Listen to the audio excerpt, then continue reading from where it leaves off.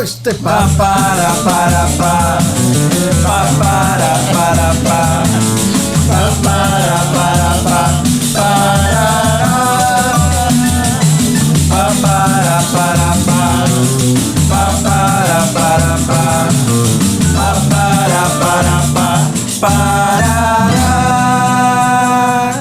Olá, bom dia, boa tarde, boa noite. Estamos em mais um episódio do podcast dos Jurameiros. Eu com meus amigos Jurameiros e também com uma presença ilustríssima, muito especial. Vou passar a palavra para Vitor Carlos para explicar melhor o que faremos hoje nessa data especial.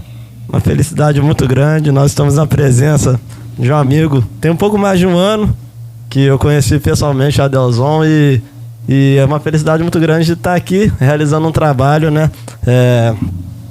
Realizando uma vontade que a gente já tinha de trazer um pouco da sabedoria, trazer um pouco do conhecimento dele para junto da gente, né? E a gente está com esse projeto especial e nada melhor do que a gente falar de samba, né? Falar sobre o que a gente faz e sobre o que o Adelson mais sabe também, né, Adelson? Seja bem-vindo. O tema é João Nogueira. Isso mesmo. É isso aí.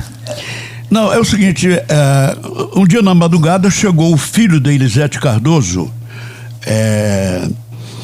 e um cara com ele. Era o João Nogueira. Ele estava com o disco da Elisete na mão. O filho da Elisete é Paulo Valdez. Aí ele falou assim, olha, agora que eu gravei com a Divina, que a gente chamava Elisete de Divina, eu achei que eu podia vir aqui no seu programa. Falei, não, você podia ter vindo sem ter gravado com a Divina. Aí toquei, era o Corrente de Aço. Canta quem canta, seus males espanta, e num samba de amor pode surgir a luz. E quando eu vi o samba, ele falou, não, é que você já toca alguns sambas meus e não sabe que são meus. É que antigamente o pessoal fazia uns discos meio clandestinos lá em Madureira, lá não sei onde, e que não tinha os créditos. A ficha técnica. E eu ouvia os discos, gostava de algumas faixas e tocava. Falou, não, porque você tem tocado uns sambas meus aí, era isso. Eram esses discos meio clandestino, meio marginal. E quando eu falei, quais são os sambas? Quando ele cantou, e tinha acabado de ouvir o Corrente de Aço, falei, não, esse cara não é um cara qualquer, né? E aí tocamos a Elisete, mas ele só estava com o Valdez, não tinha ninguém assim para acompanhar e tal. Aí levamos um papo e a partir daí ele começou a frequentar aí a madrugada da rádio, porque ele também ouvia, né? E porque o João, ele era funcionário da Caixa Econômica em Madureira. E de noite, depois do expediente da Caixa Econômica, ele fazia vitrines para ajudar a mãe, que o pai era João Nogueira, ele era João Nogueira filho. Morreu, o velho, né? Tocava violão, quando dizia o pai de anel no dedo, o dedo na viola, sorria, parecia ser feliz.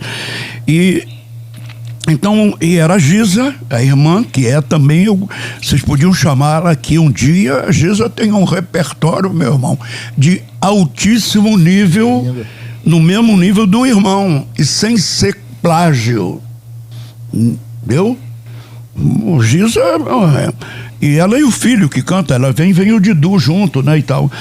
Então, a Giza era menina ainda, praticamente. Eu ia lá no Meia, na casa da família, quando ele fez Mulher Valente. Mulher Valente é minha mãe. Olha aquela velhinha de amargar. Acorda às 5 horas da manhã, só volta pra cama quando o dia terminar. Uma homenagem que ele fez à mãe. Ele fez ao pai no espelho e fez à mãe. Esse é o que produzi, Mulher Valente. O tipo é Mulher Valente. Então, a partir daí é que começou a carreira do Nogueira. Eu vi que ele era um super talento de autor, né? E também com um bom timbre de voz, né? Que até me deu um problema, porque eu era acostumado a ouvi-lo assim, ao vivo, batendo papo. Aí comecei a gravar sambas dele com a Clara. E começaram a acontecer. Por exemplo, tem um samba Morrendo Verso em Verso, que é uma obra. Tá? E aí E aí começou a acontecer com a Clara, também os sambas dele. Aí eu consegui que a gravadora me desse chance de fazer um primeiro pau de sebo, que naquela época a gravadora dava ao produtor uma chance de fazer um pau de sebo. Sabe o que é pau de sebo em disco? Não. Explica. Pau de sebo, festa junina. Festa junina, quem conseguir subir, eu pego o dinheiro lá em cima. No disco é a mesma coisa. Quando o que estourasse, a gravadora contratava. Aí então fiz o primeiro que estourou, ele e o João Nogueira, e o Roberto Ribeiro. Entendeu? E aí, quando eu fui botar a voz, depois eu estava acostumado a ouvi-lo assim, pessoalmente, para gravar com a Clara e tal, papapá. Aí preparamos a base. Quando ele foi botar a voz, eu não entendia nada do que ele estava cantando. Pô. Ele tinha a dentadura um pouco para dentro e tinha a voz um pouco embutida. Aí estava no estúdio o Newton Feital. O Newton Feital era um grande criminalista, advogado de Castor de Andrade, essas grandes figuras. E o Feital, ele defendia os processos dele de manhã lá na justiça e à tarde ele ia lá para o estúdio. O lazer dele era a coxa do estúdio. Aí ele me viu preocupado e falou, ele mordia a língua assim, ó. O que está vendo aí, meu filho? Eu falei, não, eu estou preocupado com o João, que eu não estou conseguindo entender o que ele está cantando. Ele está com a dicção muito ruim. Eu precisava passar alguns exercícios de dicção, mas estou com medo dele não fazer. Ele é meio bandalho. Aí o Feital falou, eu tenho uma casa empaquetada, diz aí o que é, que eu levo ele pra lá, tranco ele lá, ele vai ter que fazer esse exercício lá. E realmente aconteceu. 2 semanas depois ele voltou, foi quando a gente botou a voz no Homem de um Braço Só. E o Mulher Valente é minha mãe. E essas músicas estavam no Pau de Sebo. O Pau de Sebo, Sim. Você falou me fugiu o primeiro nome do advogado, mas que é sobrenome Feital. Que é o Paulo César Feital. É o pai do César, Paulo César pai Feital. dele. É o pai, é. Ah, tá. É o pai. Hoje o Paulo César Feital aparece aí em muito samba enredo e foi tal. Um dos grandes, inclusive, parceiros do João Nogueira ao longo do também, trabalho dele, também, né? Mas o Paulo César nessa época ainda não tinha desarnado como poeta. Sim. Ele veio começar a aparecer um bom tempo depois, né? O Feital, quando ele, acho que fez um samba lá na Paraíso do Tuiuti, foi uma coisa assim.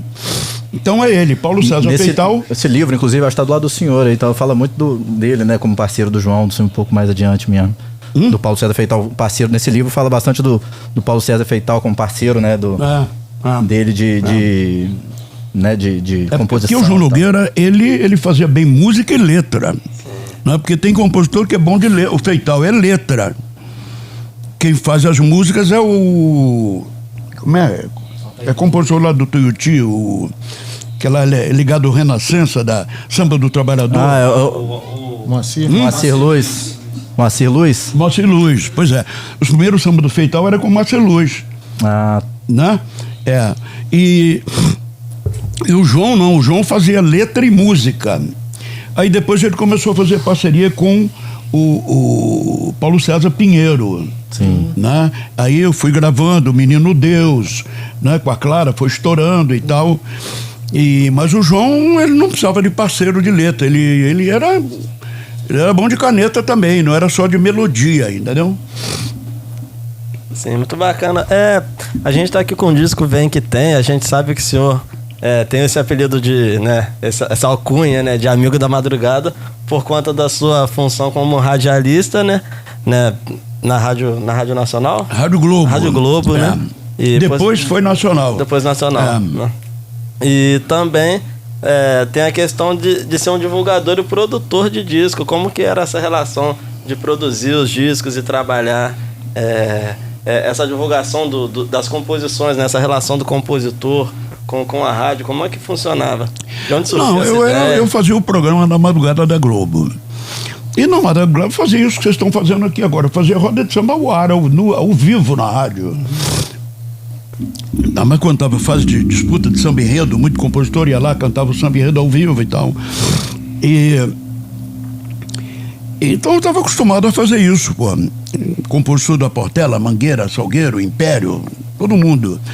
E aí eu já tinha estourado o Paulinho da Viola comigo na madrugada da Globo e o Martinho. Porque todos os dois eles queriam divulgar outros sambas. O Paulinho, falei, não. O Paulinho até não foi diretamente com ele, foi com o divulgador da gravadora.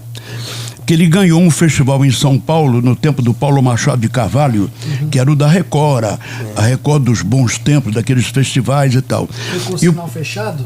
Sinal fechado. O Paulinho ganhou lá, como vai? Eu vou indo, você, tudo bem, né?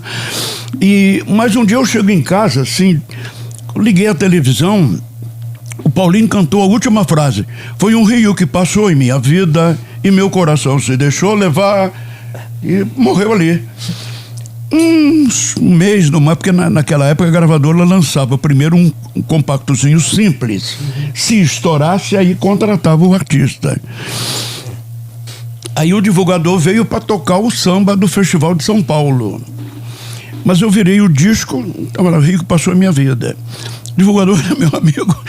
E o divulgador, quando ele sai para divulgar, a diretora fica com vários rádios na mesa para saber se eles estão tocando a música, porque ela marcava uma música de trabalho para massificar. Eu falei, eu sei que você depende, que sua diretora está ouvindo lá para você tocar o sinal fechado, mas eu vou tocar o sinal, mas vou tocar mesmo é o outro lado. É o rio que passou a minha vida. Não, pelo amor de Deus, você vai atrapalhar o projeto de divulgação do Paulinho da Viola que a gravadora já montou há tempo. Falei, não, diz para a gravadora que ela que vai me atrapalhar, vou estourar com o Paulinho da Viola numa semana. E meti o cacete no Paulinho da Viola. Estourou numa semana, pô. Aí o mesmo aconteceu com o Martinho, também ganhou o mesmo festival em São Paulo, que na minha casa todo mundo é bamba, todo mundo bebe, todo mundo sabe. E como ele ganhou em São Paulo, o Martinho era sargento, ele trabalhava ali no Comando do Leste, ao lado da Central do Brasil. Salário de sargento, a mãe tinha 20 na hora da mesa, no almoço. E então começaram a conseguir um cachezinho para ele cantar em São Paulo, e ele fez um sambinha em homenagem a São Paulo e queria tocar aquele sambinha. Falei, não senhor, teu samba ele tinha gravado o Pequeno Burguês, era o mesmo compacto simples. Bom, não sei o que, você conhece o drama da Mãe Teresa? 20 na hora do almoço lá em Pilares. Falei, não senhor, o Pequeno Burguês, você não vai precisar mais se preocupar com a Mãe Teresa. Eu de vez em quando ia lá, almoçava com eles e tal. Era realmente 20, que ele tinha 3 irmãs. Uma, o marido ganhava pouco, outro o marido largou ela com 2, 3 filhos. A velha que segurava tudo, entendeu? E ele, salário de sargento, desse tamanhozinho, pô. Então ele realmente precisava do cachezinho lá de São Paulo. Falei, não, e aí metiu o cacete também no Pequeno Burguês, explodiu, e aí a carreira dele deslanchou, né? O Martinho também foi assim. E como é que é essa sensibilidade, assim, de você perceber o que era o sucesso, assim? O que é o sucesso para você quando você olha assim, pô, isso aqui vai dar certo, isso aqui tem potencial. Eu sei que tem muita coisa que às vezes é uma melodia ou é a letra, mas assim, tem alguma coisa específica que você enxerga, algum padrão que você vê que você fala assim, opa, isso aqui tem isso aqui. Não é a fórmula, mas é uma coisa assim, opa, o diferencial ali, tipo assim, se tem mesmo que seja, né, a palavra diferencial, mas se esse diferencial tem alguma coisa que se encontra, ou sendo contraditório, algo parecido, assim. Deixa eu te dizer, hoje tem muita coisa, um monte chega na televisão, vou cantar uma música. Aí você ouve que música tem que ter melodia. Música é como uma obra de arte. Um escultor pega uma pedra e faz uma escultura. Um pintor recebe uma tela com as latinhas de tinta e faz um belo quadro. Não é? O compositor, você tem que sacar o compositor. O compositor também não é uma pessoa comum, não, cara. Ele é o cara que às vezes cantar de grilo num canto, ou você trisca uma nota aqui no teu violão, ele pega uma sequência melódica. Aí depois a harmonia é complemento. Ele tem esse dom de um som qualquer, de um barulho qualquer, né? Ele desencadear uma melodia. É música que tem beleza, porque a música é arte. E a arte tem que ter beleza. Então, para mim, música tem que ter beleza melódica. Se tiver beleza poética, melhor ainda. Funde as duas coisas. Agora, potencializa. Isso é uma questão de sensibilidade. Eu não toco nada, não canto nada. Agora, graças a Deus, tenho a percepção de ouvir, em qualquer lugar que seja, entendeu? Sacar que aquilo ali tem uma bela sequência melódica. E se tiver em vários discos, muitos aconteceram isso comigo. Mauro Duarte, sabe o que é Mauro Duarte, né? O Mauro estava produzindo a Clara, aí levei ela na casa dele e falei, ô Mauro, tá na hora de entrar um samba teu no disco da Clara. E naquela época, uma música no disco da Clara já dava, hoje, tipo uns 50 mil de advance. Já recebia antes. Se a editora eu garantisse que a música entrava no disco, ela já pagava antes o autor, pô. Sim. Então, aí, e o Mauro era bancário, ganhava pouco, vários filhos, morava era um corredor ali em Botafogo, ele era do Foliões de Botafogo e tal. E eram várias pequenas casas, com vários filhos e tal. Aí sentamos, ele foi mostrando e tal. Eu falei, não, continua, Mauro. Ele foi ficando triste, ficou com medo de perder a chance de gravar com a Clara. E aí, como eu estava na fase final de produção, eu sabia o tipo de samba que faltava. Uhum. Aí ele foi mostrar, chegou uma hora que ele ficou triste, quase chorando. Falou, não, Deus, não tem mais nada não sei o quê. Falei, não senhor, manda a nega velha fazer um cafezinho aí, você tá esquecendo de alguma coisa. Não saio daqui sem um samba teu. Aí a Clara também pegou no pé dele e falou, não, Mauro, a gente não vai embora, prepara a cama aí que a gente dorme aqui, pô. Aí a mulher fez um cafezinho, tomamos um cafezinho e falou, não, tem uma aqui, mas acho que não vou mostrar não. Falei, não, eu quero ouvir.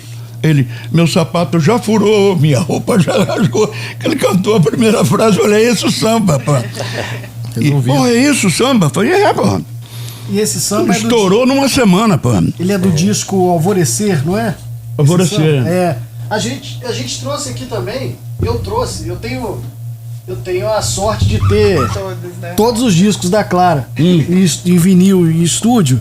E eu trouxe alguns aqui que o senhor já produziu, né? E eu queria também que o senhor falasse como que foi. O senhor é literalmente o responsável por levar a Clara pro samba, não é? Como que foi esse processo? Não, como eu te falei, eu já tinha estourado o Paulinho e o Martinho na Rádio Globo.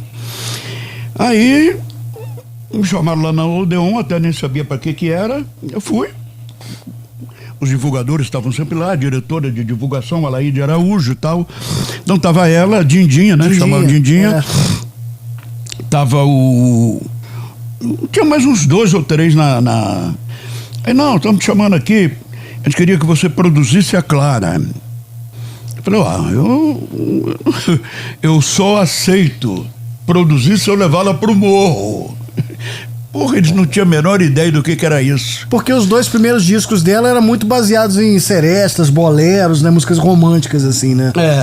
Não, porque é o seguinte, a Clara, era uma empresa de rádio chamada Fábrica de Rádio ABC, que patrocinava festivais em Pernambuco, Minas, Espírito Santo, São Paulo. Ela ganhou em Minas. Uhum. O que ganhou em Pernambuco, inclusive, era amigo meu e dela. Era em Portinal. Eu do Espírito Santo também é meu amigo. Mas vinha na gravadora e na época era moda gravar balada por causa do Elvis Presley. Isso. O Elvis, quando fazia aquelas baladas, o Lonesome Me, Love Me Tender, quando ele entrou pro rock, já esculhambou com a própria vida dele. Mas antes ele fazia baladas lindas. E o Elvis tinha uma voz bonita, ele cantava, né? Então era moda. Qualquer artista, quando começasse a gravar versão americana. Sim, sim. E eu sempre fui visceralmente contra isso. Meu negócio era cartola, né? Até Elis Regina também chegou a gravar músicas assim. Elis Regina também chegou a gravar músicas assim. Ela, quando chegou do Rio Grande do Sul, chegava na gravadora e tinha que obedecer a direção da gravadora. A artista não tinha autonomia para falar nada. Entendeu? Uhum. Então, aí, eu só aceito se levá-la pro morro. E eu falei, olha, a minha ligação é com os compositores de escola de samba e tal, papapá. Aí eles aceitaram, mas eles não tinham nem ideia o que eu tinha falado para eles. Uhum. Porque naquela época, quem entrava em estúdio era músico do Teatro Municipal, violinos, cellos, entendeu? Aí me autorizaram a entrar no estúdio. Aí quando eu fui entrar no estúdio, tinha um diretor de estúdio e falou: "Pô, você tá maluco, rapaz?" Porque a gravadora Odeon era da família imperial da Inglaterra, do príncipe, hoje o rei Charles. Isso aqui é uma gravadora da rainha da Inglaterra. Você com esse monte de crioulo que não tem documento, se parar um camburão da polícia, leva todo mundo em cana. Eu falei: "Ó, então você vai lá, fala com o Milton Miranda, que era o diretor, que me autorizou. Pra mim, ele tá acima de você. Se ele concordar com você, eu vou embora. Acaba aqui o projeto da Clara." Não, mas não sei, eu vi que era preconceito de cor, e social. Só que eu tava com o Conjunto do Samba, que eu já dirigi o Conjunto do Samba atrás de mim, que era um grupo ali do Morro da Providência. Bezerra tava junto. Bezerra, Wilson das Neves, baterista. Falei: "Ó, se você não for lá falar com o Milton Miranda, eu vou ter que passar por cima de você." Não sei o que, parti pra cima dele. Pô, 6 ou 8 atrás de mim, e ela também botando. Armei logo de cara, né? O Baiana. Baiana. Quando ela gritou Baiana, rapaz, eles nunca tinham ouvido nada daquilo, nunca tinha entrado nada daquilo no estúdio, pô. Apareceu o cara em tudo quanto era porta. O que tá acontecendo aqui? O que é? E toquei o barro. Sentiram logo de cara, né, bicho? Que aquilo deu. Aí não me chatearam mais. E é esse disco aqui, né? É esse, o primeiro. Esse aqui. Porque aí eu tinha escrito um texto que tá aqui. Esse texto aqui foi mais ou menos o que eu falei pra eles. Mas eles não entenderam nada. Que pra eles, morro e Cartola pra eles era uma coisa assim distante, né? Os Cavaquinho, Casquinha, Wilson Moreira. Wilson Moreira nem existia nessa época ainda. Então, aí, e esse disco, quando saiu de cara, vendeu 30 mil discos, pô. Do que vendeu 30 mil, que quando saía disco, vendia 10 mil, 5 mil. Já vendeu 30 mil. No que vendeu 30 mil, aí já começou a mudar. Se bem que o diretor, Milton Miranda, era amigo pessoal dela. Mas como diretor, ele tinha que atender o lado comercial, né? Sim. Mas como vendeu 30 mil, aí eu já passei, nem perguntava nada pra ele quando chegava a época de fazer discos, uma coragem de estúdio aí. Chama o pessoal tal. E entrava no estúdio aí, veio o segundo, veio o terceiro, veio o quarto. Esse, né? E esse aqui é o... esse eu acho que é o segundo. Que esse, na real, esse que é o primeiro que o senhor produziu, ele é o terceiro disco da Clara, da carreira dela, né? O terceiro, porque os dois foram Iê. Isso. Que negócio, Que é a Beleza que Canta e a primeira voz, a voz adorável de Clara Nunes. Isso, E esse aqui é o que tem também produzido pelo senhor, né, que tem um grande sucesso nesse, que é o Tristeza e Pé no Chão, né? Estourou também, e esse é o último dos que eu fiz. Sim. E aí, aqui ela já era primeiro lugar de venda de disco na gravadora. Sim. E artista, quando é primeiro lugar de venda da gravadora, faz o que quer. O diretor, entra no estúdio. Adel. Que foi o caso, por exemplo, ela era muito amiga da Marisa Gata Mansa. E a Marisa era uma grande cantora da noite. Na época, Copacabana era a maior noite musical do mundo. Artista de Hollywood vinha passar a noite no Rio de Janeiro, passar final de semana. O Jorginho Guinle, que era da família Guinle do Copacabana, ele era playboy internacional, ele ia para Hollywood, ficava amigo daquele pessoal, trazia. E iam ser hospedados no Copacabana Palace, o hotel mais famoso do mundo na época. Pô, vinham todo mundo. Então, a Marisa era cantora dessa fase. Casada com o César Camargo Mariano. Tinha um filho, Marcelo, 2 anos. E o César largou a Marisa e foi morar com a Elis Regina. E a Marisa, o instinto de mãe funcionou, ela parou de cantar na noite para cuidar do filho. E aí, o marido larga, vai morar com a Elis era terrível. Elis era terrível, bicho. Elis, muita gente, era uma grande cantora, mas já pouco antes de morrer, ninguém queria saber nada com ela. Gravadora nenhuma. Músico, então, para tocar. E era realmente uma super cantora. Mas subiu muito o nariz, bicho. Então, o César meio frouxo, aí Elis mantinha ele na rédea curta. Aí eu tinha escolhido a música Viagem para Clara. Tristeza, me desculpe, tô de malas prontas, que é do Paulo César Pinheiro e o João Aquino, para Clara. Mas eu falei, Clara, vamos dar essa música para Marisa, que ela é uma pessoa ética. A Clara, ela às vezes chegava lá, ela estava, não, Marisa está com problema. Chegava na casa da Marisa, ela estava só com 1 litro d'água dentro da geladeira, bicho, com um menino de 2 anos dentro de casa. Aí a Clara que botava ela no carro e fazia as compras dela. Eu falei, Clara, ela é uma pessoa ética, ela fica constrangida quando vocês... Vamos dar essa música para ela, porque ela precisa voltar. Voltar é mais difícil do que começar. Essa música é uma grande música, mas não faz falta na tua carreira. Você tá... Vamos lá falar com o Milton Miranda. Chegamos lá, o Milton, o problema é isso que eu falei. E a Clara, o maior vendedor de disco, não, pode entrar no estúdio. Entendeu? Foi quando eu gravei com a Marisa. Tristeza, me desculpe, tô de malas prontas, hoje é poesia. Veio o meu encanto, já, vamos viajar, né? Sim. Vamos visitar a estrela da manhã. É uma das mais belas poesias da música brasileira. Sim. Então, é isso. Então, essa altura, a Clara já era primeiro lugar de venda de disco. Mas a Clara era uma pessoa simples, não era nariz em pé, não abusava disso. E era amiga pessoal do diretor. No caso da Marisa, a gente foi lá e falou, Milton, a gente tem que botar a Marisa no estúdio, que é preciso voltar por isso, tal. Não, pode entrar. Deixa eu interromper o senhor um minutinho só aqui, mas como a gente está tratando aqui também do João Nogueira, na verdade, que vai falar desse disco, a gente queria que fosse mais histórias aqui da história do senhor com o João, depois dessa primeira fase que o senhor conheceu ele aí, como é que...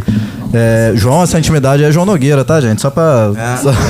João, intimidade, não. Joãozinho, porra, conhece o Joãozinho? Não, mas é que o João começou com a Clara. O João começou realmente cantando... Esse primeiro disco que o senhor produziu, os sambas são dele, né? Hein? Esse primeiro disco da Clara que o senhor produziu, a maioria dos sambas que estão aí são do João. São do João, pois é. O João estourou em função da Clara. E foi quando eu falei pros diretores, falei, os sambas dele estão aí estourando, ele tem que ter uma chance. E aí foi quando, não, pode entrar no estúdio.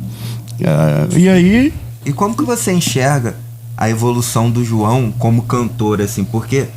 Quando a gente já pega uma história consolidada, a gente vê, o cara canta pra caramba, mas ao mesmo tempo, às vezes a gente vai investigando e a gente vê que tem uma ascensão, um processo evolutivo artístico também, ou ele, tipo assim, já chegou pronto ou não? Como é que é essa parada? Não, ele já chegou pronto.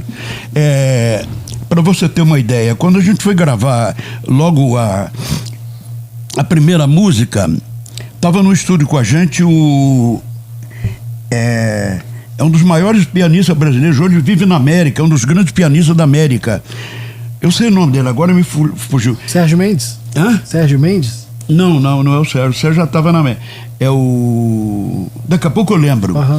Ele não conseguia encontrar o João. O João tinha uma divisão diferente. Entendeu? Ele ficou... E ele era um super pianista, todo mundo... E o maestro Gaia... O que caracterizava o João era a divisão, né? Como ele dividia. O João tinha essa característica muito forte nele, assim, né? Que quase era muito diferente o jeito que ele dividia os sambas ali, né? A divisão rítmica dele cantando. A divisão rítmica, pois é. Aí o maestro Gaia era o diretor musical da gravadora e de vez em quando ele entrava no estúdio, porque ele que na verdade era o responsável pelo final de tudo. Quando a gente terminava de produzir, mixar, remixar, aí era ele com o diretor, que a gente ia mostrar o disco, explicar e tal. E ele botou a cara no estúdio. Aí ele olhou, falou pro pianista, dá o papel aí, canta aí, João. O João cantou, ele escreveu assim, bicho.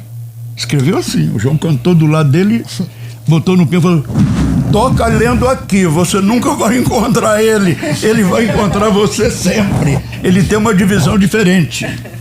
Ele era muito influenciado pelo Ciro Monteiro, né? Ele gostava muito do de ouvir o Ciro Monteiro, né? Então isso influenciou bastante a forma dele cantar. O Ciro é que imortalizou a obra do Geraldo Pereira, que era os Sincopados. O escurinho era o escuro direitinho, né? Baiana que entra no samba só fica parada, né? Sem compromisso, pisei no despacho, nos braços de Isabel, né? Nos braços de Isabel eu sou mais homem, nos braços de Isabel eu sou um Deus, nos braços de Isabel é meu conforto, quando deixo o cais do porto pra viver os sonhos meus. Era Geraldo Pereira. Geraldo é que ele morreu muito cedo. Geraldo morreu numa briga com Madame Satã na Lapa. Madame Satã era um... Eu, inclusive, fui amigo do Madame Satã no final da vida, que ele pegou uma cadeia por causa disso. Ele era homossexual, mas era uma fera. Madame Satã botava 3 camburão de polícia no chão, bicho, no rabo de arraia, rasteira. E o Geraldo também era um negão alto e bom de... Só que na briga o Geraldo bateu com a meninge no canto de um meio-fio.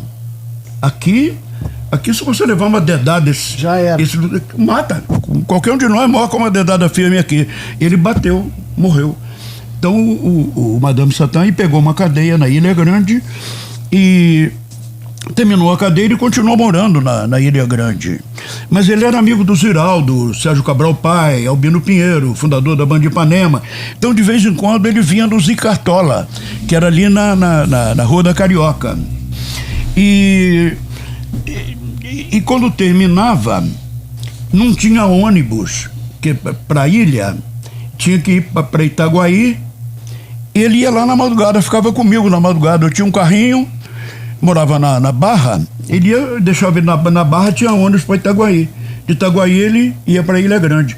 Então ele foi mas já era outra pessoa, né? O Madame Satã. Então, o Wilson Batista, tá aqui, né?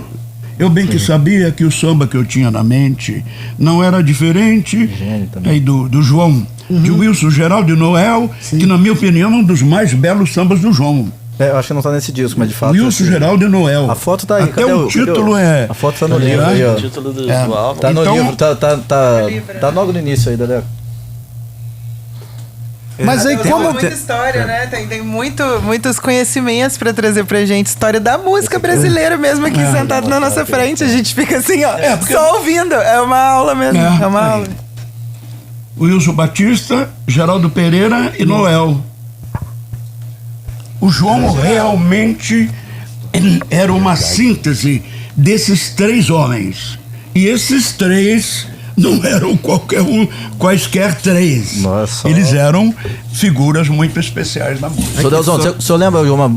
desculpa, Leleco, te interrompi. As músicas que mais tenham funcionado lá na rádio, lá do João, o que mais fez sucesso, assim, que estourou? Ou que de repente possa estar nesse disco também aí?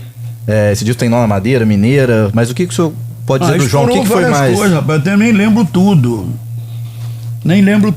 Porque... Tem alguma história... uma história não, né? Uma curiosidade também sobre esse disco aqui, que não é muito comentada, que você lembra ali alguma coisa de bastidores? Não sei se esse disco foi nada tão polêmico, não. Talvez, senhor Adelson, a história que o senhor comentou com a gente, de um braço só, né? Um braço só. Natal da Portela. Como é que funcionou essa história pra sair essa música? Como é que foi a apresentação dessa música? Né? Um samba que é bem típico mesmo do João é Nó na Madeira. Vamos tocar esse samba e falar nisso? Pra gente também música pra dar uma botar uma música do papo, né? Então vamos então. Que abriu esse disco, né? Sou Nó na Madeira. O senhor já deu a deixa pra gente aqui, seu Deusão. A gente abriu, inclusive. Uma introdução no... Ó.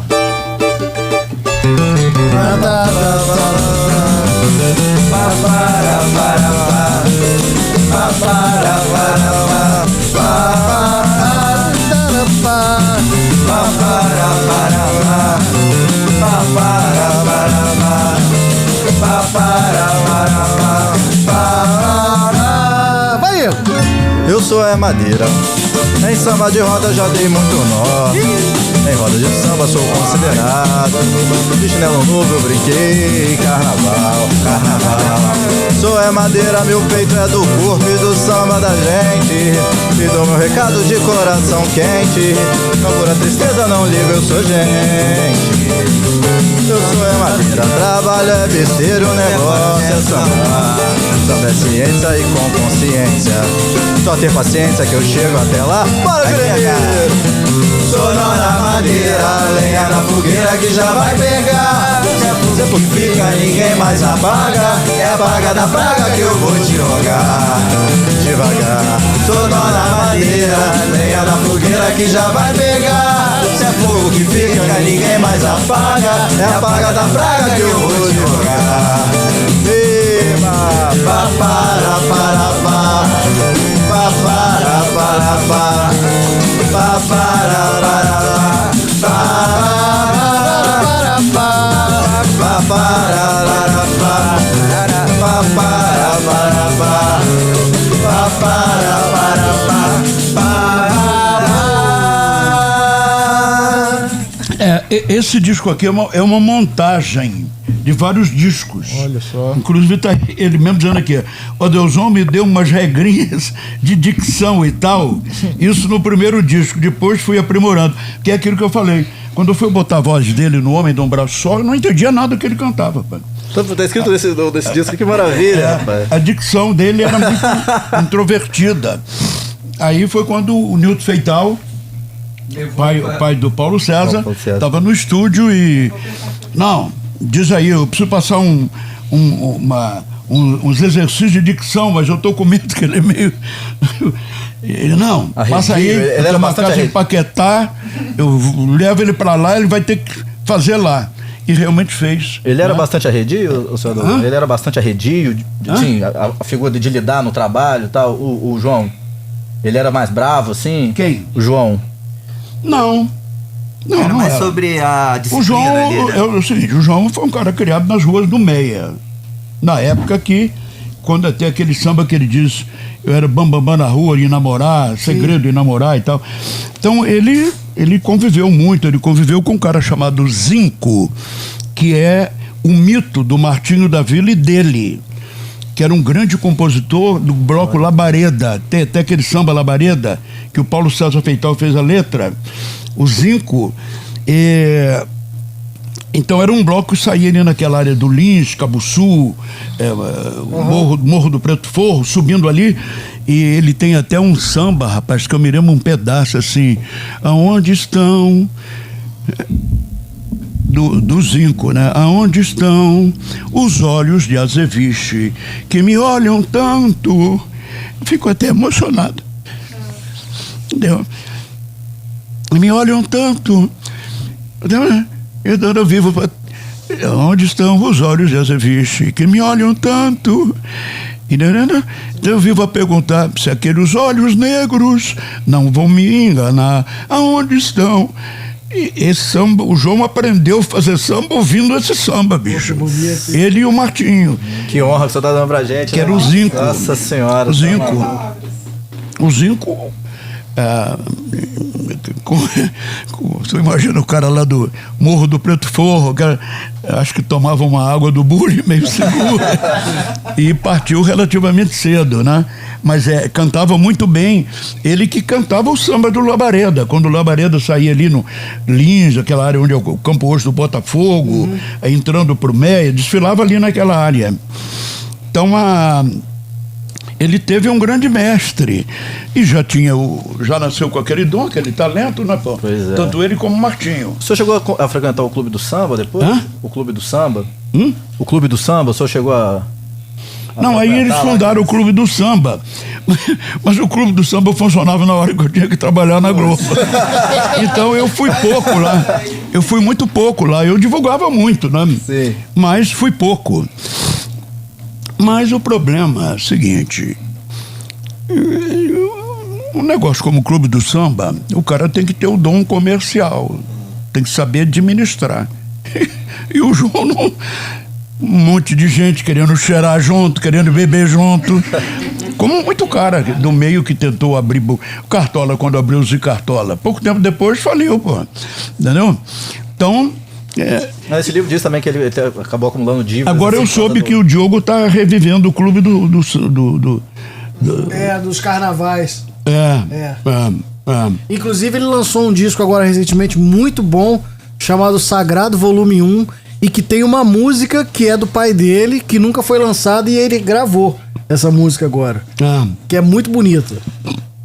É porque o João, ele deve ter deixado muita... Porque, como eu te falei, ele enfiou o pé pelas mãos, infelizmente, na negócio de droga e tal. E... o João morreu, acho que não tinha 50 anos, pô. E em plena atividade de composição, pô. Quando ele fizeram a parceria, o Mauro Duarte, ele e Paulo César Pinheiro, fizeram uma série de sambas. Porque, uma coisa, vou dizer aqui, não leve para o outro lado. Vai ficar entre a gente aqui, por favor.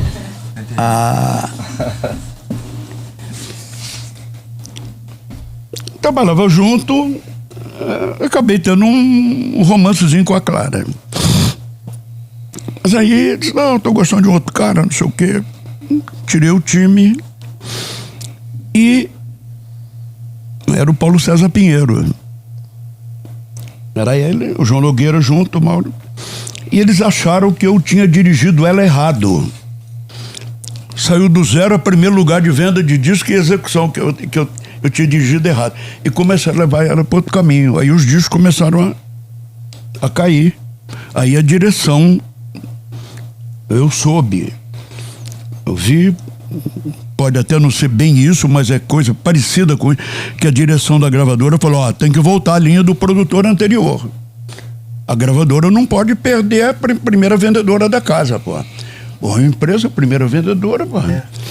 Aí eles realmente voltaram, e voltaram muito bem quando fizeram Portela na Avenida. Mas aí ela teve problema lá também com o Paulo César Pinheiro.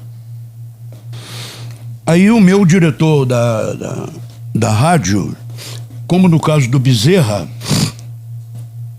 também me chama e diz assim, pô, Adelson, a gravadora tá lá apavorada, os discos da Clara estão encalhados na loja, não estão vendendo, e mandaram te perguntar se você sabe o que está acontecendo. Aí eu meio brincando, meio falando sério com o meu diretor, falei, tudo dela artisticamente, quem sabe sou eu, não é a gravadora e nem os produtores. O que está acontecendo? Porque eu sempre tive uma preocupação dela ter também um pé no Nordeste. Todo disco pode ver que tem uma música nordestina. Tem. Falei, como ela está estourada de samba, sempre samba, mas nesse disco atual não é um samba, é uma música do Nordeste, é a Feira de Mangaio. Sim. Do Sivuca e Glorinha Gadelha. Já estou tocando na madrugada. E ela estava na rádio. E eu não sabia, a rádio tinha 6 andares. E ela passou na porta do diretor. Aí quando me viu, ficou meio com medo de chegar. Ela fez uma merdazinha comigo, entendeu? Mas deixei pra lá. Aí eu mesmo quebrei o jeito. Falei, Clara, deixa de bobagem. Estamos aqui discutindo um problema teu aqui. A gravadora mandou perguntar ao Mário, que era o Mário Luiz, diretor da rádio. E o problema é o seguinte, porque a gravadora, quando marcava uma música de trabalho, tinha que ser aquela. E como ela sempre era de samba, marcaram um samba, mas era um samba meio morno. Não era um samba que tinha garra para arrancar um disco de encalhado de venda. Entendeu? Eu falei, a música é a Feira de Mangaio. Vai lá na Laide, que era diretora de divulgação, muda a música e faz um show contigo no pavilhão de São Cristóvão, que é a área nordestina do Rio de Janeiro. Teve a visão. Aí, daí uns 15 dias no mar, meu diretor me chamou lá na sala e falou, realmente você tinha razão. Quando ela cantou Feira de Mangaio lá no pavilhão, parecia que a tampa do pavilhão ia pro alto. Eu falei, não. Aí o último disco, a mesma coisa, o diretor me chama de novo encalhado, e aí eu vou repetir pro diretor, como eu já te falei, meio sério, meio falando, meio brincando, tudo dela, artisticamente, quem sabe sou eu. E de novo, estão preocupados com o samba. E a música, para arrancar o disco né, é uma música da Bahia. É um Ijexá do Edil Pacheco. Edil até meu amigo, compositor da Bahia, da turma do Nelson Rufino, Ederaldo Gentil, Riachão. Filhos de Gandhi, Badawi, Essa música é do Nação, o último disco dela. Essa música é do Nação, o último disco dela. E eu já tava tocando na madrugada e de novo ela tava na rádio, bicho. E passou de novo na porta do diretor. E eu tava lá, conversando com ele, falei, tem que mudar a música, ô Mário, que era o meu diretor. Aí me viu de novo, ficou meio... Aí o próprio Mário, eu também quebrei o gelo, falei, claro, deixa essas besteiras do passado pra lá, pô. Estamos discutindo um problema teu aqui. Seguinte, a música de trabalho, que não é o samba, é um samba bom, mas não tem garra, não tem pegada pra tirar um disco de encalhe, pô. É a música do Edil Pacheco, Filho de Gandhi. Tô tocando na madrugada, já estouro na madrugada. Falou, eu tenho te ouvido muito, você tem razão, não sei o quê. Não, eu vou lá, eu vou passar... Aí ligamos pra Laíde, que o diretor da rádio também era amigo da diretora de divulgação, a Laíde Araújo. Aí ligamos pra Laíde, porque não podia mudar sem consultar a diretora. Negócio de hierarquia de trabalho, realmente tem que ser respeitado, né? Aí falamos com ela... Ele falou, não, eu tô indo agora, eu vou passar lá na Laíde e tô indo na Tupi realmente para mudar pra música do Edil, o Filho de Gandhi. Aí se despediu, foi no elevador, apertou, aí voltou, ficou bem em cima de mim assim e falou assim, realmente, você nasceu para dirigir minha vida artística. Eu falei, não, eu recebi uma missão, eu acho que cumpri. No dia seguinte ela se internou, entrou em coma, um mês depois foi embora. Caramba. Vamos fazer essa música então pra gente encerrar esse primeiro episódio, né? Agradecer, seu Adelson. Muito obrigado pela presença, por essa aula de história da música brasileira. É uma honra pra gente. Muitíssimo obrigado. Muitíssimo obrigado mesmo. Vai ter mais. Vai ter. Esse é só o primeiro episódio. Calma. Eu queria parabenizá-lo, porque o meu trabalho de produção começou com o Conjunto Nosso Samba, que era, até hoje, sem subestimar ninguém, nem superestimar, melhor conjunto de samba. Por causa de um detalhe natural. Eles não eram irmãos, eles eram 6 amiguinhos daquele Morro da Providência, atrás da Central. Jogavam bola junto, corriam, famílias amigas, mas eles tinham vozes irmãs. Quando cantavam junto, fundia. Você podia tirar qualquer um, botar para fazer solo. E quando cantava o bloco vocal, era agradabilíssimo. Era o Conjunto Nosso Samba. Entendeu? Eu, quando comecei na madrugada ainda na Irineu Marinho, eles chegaram lá, eu comecei a botá-los no ar, e aí eles conseguiram a oportunidade de fazer. Você podia produzir, a gente aí produzir. Inclusive, andava junto com eles um cara magrinho, um negocinho na cabeça. Eu pensava que ele era namorado da filha do chefe, que era o Genaro. Não era o Luiz Carlos da Vila. Nossa Senhora. Aí eles falaram, Deus, eu não sabia quem era ainda. Deus, tem um menino que anda aí com a gente e tal, ele faz umas coisinhas, a gente queria que você desse uma ouvida. Se você aprovar, a gente queria ajudar ele. Botei 3 sambas dele no primeiro disco do Conjunto do Samba. Pá. Nossa, tá maluco. Começou a carreira dele assim, Luiz Carlos da Vila. Pá. Bonito. Então nós vamos encerrar esse primeiro episódio, né, com o senhor Adelson, que a gente tem mais um ainda com ele. Vamos encerrar com essa música aí, né, da Clara. Bora lá.